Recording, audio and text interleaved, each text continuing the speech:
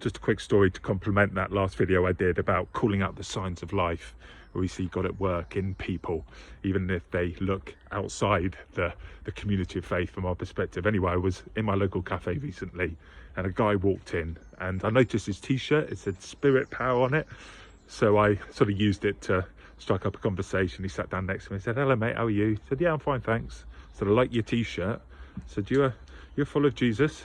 He was into Spirit Power, and he sort of laughed and he said, "Oh no, not me, I read other big books, not the Bible." And I looked down on his table, he was reading a big Russian novelist or something, far bigger than I could ever read.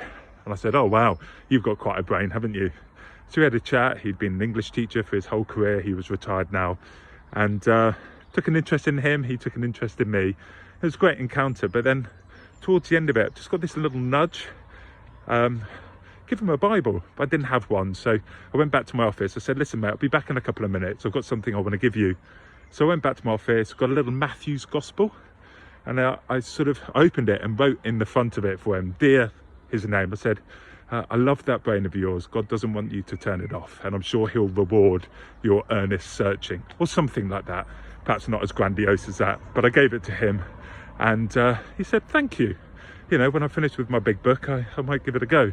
So anyway, we went our separate ways, and I saw him a week later, and he looked really excited to see me. So he said, "Hey, Rob, come over, I've got something to tell you." So I said, "All right, what's that?" And he said, "Well, the second you left the cafe last week and you'd given me that little book, that little Bible to go with my big book," he said, "well, I went back to my big book and carried on reading it. And the page I was on, the page I'd got to, there's a paragraph, and at the end of it, there's a little number signifying a footnote.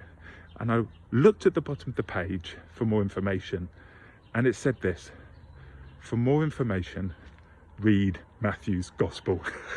And he said, I stared at it. Then I stared at that little gospel that you'd just given me, and I thought, wow, God does have a sense of humour. So we had a laugh about it. I was so encouraged that, you know, I could share with him then in that moment, see, he is the God who takes an interest in us. And I know that God had used me in that moment to take an interest in him and to notice these things. So just a prime example of how these things can work out if we're diligent in what are we looking for in people. So I'm journeying with him, praying for him. I'm sure you'll do the same and meet more people out and about. There's signs of life there.